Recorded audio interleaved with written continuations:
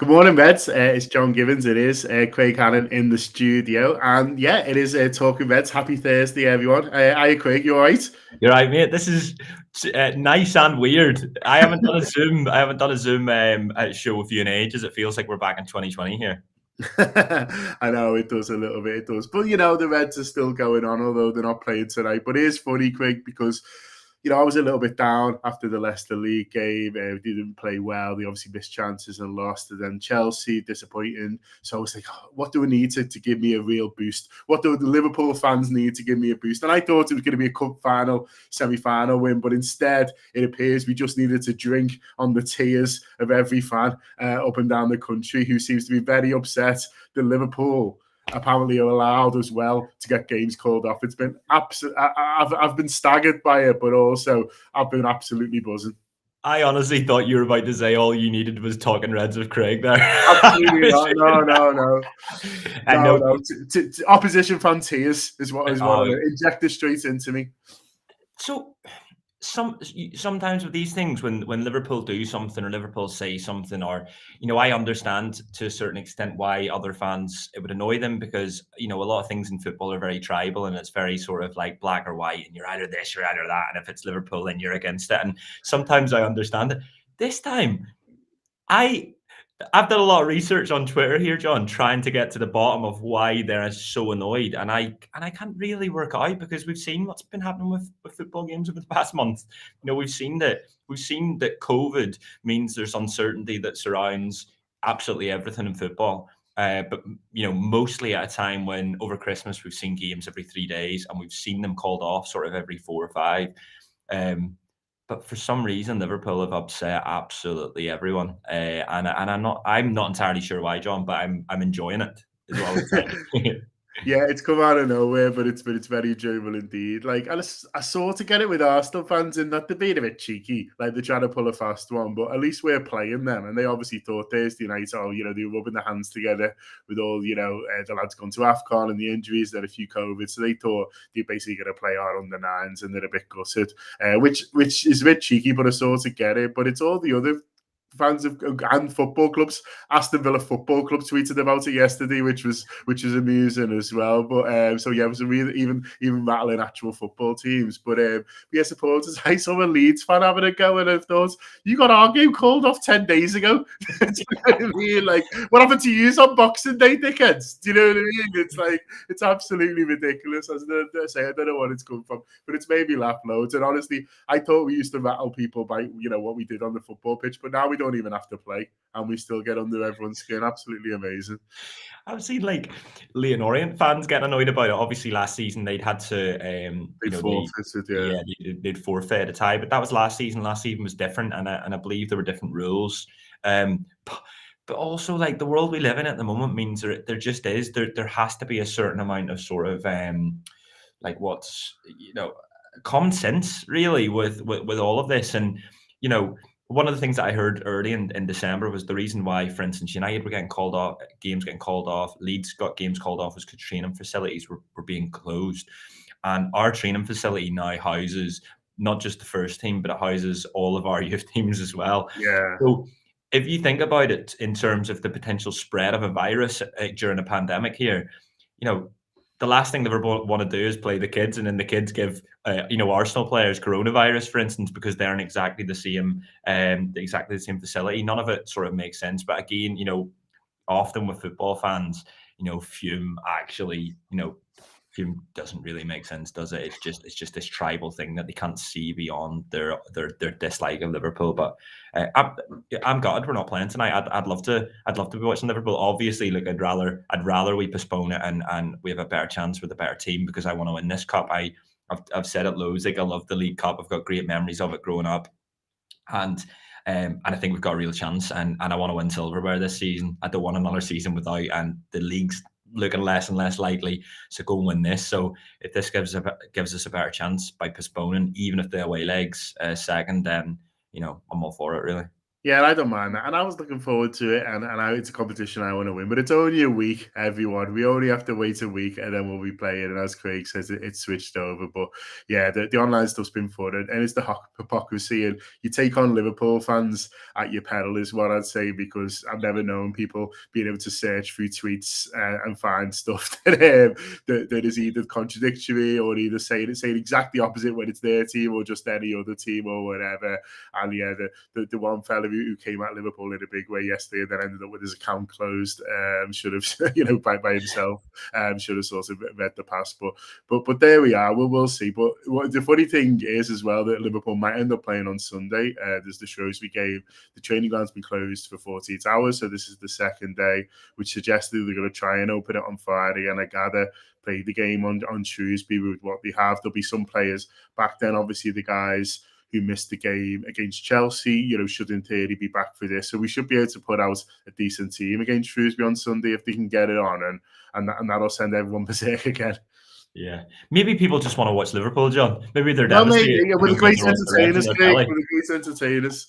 Yeah, and it's fair play to them. No, again, I think of Liverpool in the same way that I think if Liverpool could have got this game on, I think they would have. And look, Jurgen Klopp's spoken loads during this pandemic about safety being first, and that's it's not there isn't some sort of hypocrisy here when he's been at the forefront of saying, well, it's not just his own players, but it's the players within Arsenal's team and so on, that their health that we have to put first. But I think if they can get Shrewsbury on, I think they will do it. And there's something nice about playing Shrewsbury in the FA Cup after the last time. I'd be quite excited to sort of see the kids again, and there'll be a little edge as well for Shrewsbury because they weren't too happy last time, were they?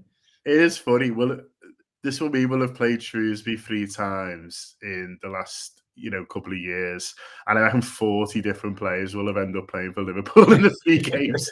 It'll be like, it'll be listed. There should be like a quiz almost. Maybe that's what we'll do. We'll do a little quiz at the end of January, where we say like, yeah, you've got 4 minutes to write down as many possible players who played against Shrewsbury in those 3 games to see how many people can get. Remind me of that one, Craig. That's a good one. That's a tall live segment. I'll give you the full 10 minutes. Oh dear, but there we are. But well, hopefully the game will go ahead on Sunday, and hopefully we'll all have a game to watch. We're looking forward to it here at the Anfield Wrap, and we'll have previews and stuff happening over the next couple of days if it does happen, and then obviously the post-match reaction straight from L4 audio and video on Sunday as well. So hopefully that game goes ahead. But over the next couple of days, we've been looking ahead to FA Cup third round ties anyway. We've been having a bit of fun on the Anfield Wrap. There's a show going out today and another one tomorrow on people's third round memories, and it's been really good fun, Craig. I've tweeted a couple out from our accounts as well this morning because it's the anniversary of a few. There's a 2-1 Mansfield where Sturridge makes his debut. There's a 7-0 against Rochdale back in the day, which was good fun. I remember being in the Cop for that, and Stan Collymore scoring a hat trick, and then a 5-1 win against Oldham as well. And then yesterday was both Everton games, the anniversary of those. So I know we had a bit of fun on social with them. I don't know if there's any third round games that jump out for you. I'm assuming the Everton ones, but there might be some others. I mean, obviously, yeah, recent history. I saw a little bit of debate around like which was the best Everton one. I love how they both fall on the same day. By the way, it's it's Curtis Jones' first goal for Liverpool. It's Virgil van Dijk's first goal for Liverpool. Obviously, sort of at different stages to the career, but both like massive moments in Jurgen Klopp's sort of tenure, really. But I love the third round against Luton. The Xabi Alonso one. 5-3, yeah, I love that. It had everything. It was on BBC as well, so I remember I think it was John Motson or someone commentating, and it had that like bit of obviously it was at Luton's ground and they're bang up for it, and it's FA Cup fever, the magic of the cup, all of the cliches, and but they make it difficult for us. And then obviously there's the Xabi Alonso goal right at the end. It's sort of got everything, that cup tie. And yeah, so that's the one it's the first thing that sprung in my head as soon as you say third round FA Cup. And was that the year that we went on to win it? Yeah, it is. It's 05-06 because the show that's going out today, Mike Bencole, bit of spoilers, he picks that one as his one he wants to talk about, and he talks about it. Yeah, it's 05-06. It's the season where Gerrard scores about 1 million goals, including obviously 2 in the final. And yeah, it's Alonso from an hour and a half, and won a Liverpool fan 25 grand as well, which is something I forgot when we did the show, but we remembered afterwards there was a Liverpool fan who apparently had seen Xabi Alonso in warm-up shooting from his own half and thought, I'm going to put a bet on that. So it was any time in the season he had the bet on, and I think he put 50 quid on it, 5,000 to 1. For Xabi Alonso to score from his own half sometime during the season, and yeah, it come in against Luton. So yeah, you think you celebrated that goal, mate? Imagine being that kid who won 25 grand. I hope he put the same bet on each season afterwards, because did it again against Newcastle. Yeah, I don't think he got 5,000. Shortened. Yeah. The thing about that goal as well is I love that Gerrard's running through and he turns and he's like screaming at Xabi and then looks around and goes. Like that once it goes in, it's brilliant. Yeah, fair play. A couple of other people sharing their FA Cup memories on here. Joe Malone says Shrewsbury in 2020 was the last time I went to Anfield. One of the best Anfield goal memories ever. Absolutely fantastic. Yeah, that was a fourth round one, of course, but yeah, the game against Shrewsbury who were playing in this one, and I didn't get to that game, unfortunately. It was a replay and I'd booked to go away.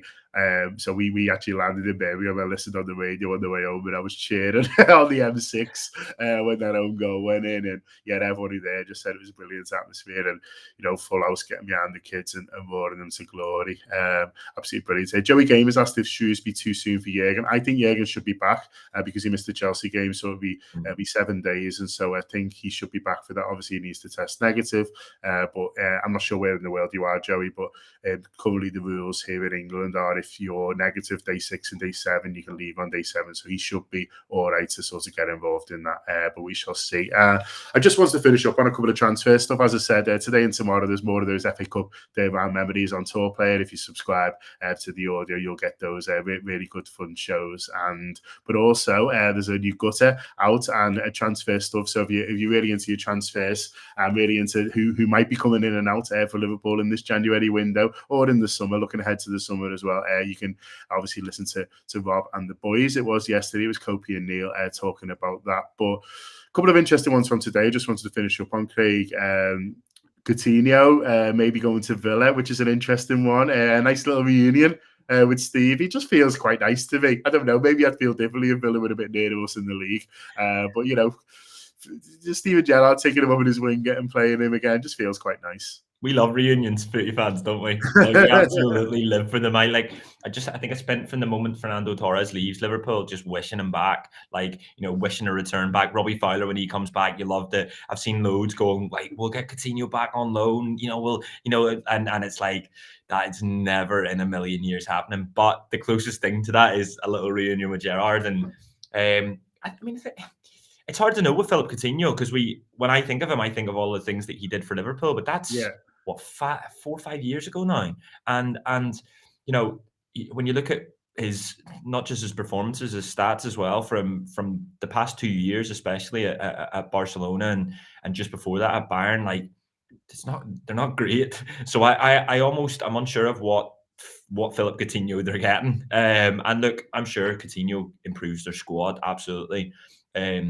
And I'm sure there's some magic in those boots still. I'm sure he'll be able to sort of, if he does move, he'll be able to make an impact at Villa. But yeah, I'm interested to see him, and I'm quite excited to see. And like I say, we love a bit of a reunion here. And I mean, Villa are quietly, over the past 2 transfer windows are sort of making exciting signings, aren't they? Like, and Coutinho's is just another one. They seem to have a bit of money, I think. But I'm happy he's not going to Newcastle, by the way. I wouldn't have wanted to see him go there. And, they've obviously signed Trippier and it looks as if they're signing Lucas Dean, which is interesting as well. Is that right? I didn't know that. Yeah, they're after him. Yeah, they've made a bid, and seemingly it looks as if it's going to get accepted. But I wouldn't have wanted him to go to just toil in this relegation dogfight, and that's his return to the Premier League, and just to all be a bit because he's not had the sort of rub of the green, and we can discuss whether he deserves the rub of the green after what he did to us and leave him. But it's another show of when you leave Liverpool. Quite often the grass isn't always greener on the other side. Yeah, absolutely. But yeah, we'll see. It'd be nice to see him back in the Premier League and see if he can enjoy his football again. The other one I wanted to quickly mention was Nat Phillips. A bit of talk about him leaving. A lot of Premier clubs interested. £7 million bid apparently rejected. He's worth double that, isn't he, Craig? Big Nat, come on. I don't know if he's worth Keep talking about. I'm trying to get a few quid for the summer kitty here. Oh no, right. Just oh yeah, absolutely. He's worth at least 14, John. Yeah, absolutely. We'll cut that for social. No, I was thinking sort of 10, 11 maybe for him. I think that what he did in that season was obviously excellent. He began as a bit of a joke, to be honest, and the way he's sort of been able to, the mentality that he showed to come out of that and to get to the stage where he's shown Premier League clubs that they should be interested in him. I was surprised that they didn't go for him last, in the summer, and I was a bit disappointed as well because I thought that's where his values at its highest. But then he goes to the San Siro and does brilliantly and is taking the piss out of their forwards. And I think he'd be a good signing for someone like Newcastle, and I think it'd be a good move for him because I think that while he'll want to play in the Premier League. And while he's probably good enough to play in the Premier League, if he has a good 6 months at Newcastle and manages to help keep them up, that'll only sort of propel his status within that club, and the fans will get right behind him. They seem to be doing business that suggests that they're not up for they're not up for going down here. They're going to do everything they can to stay up.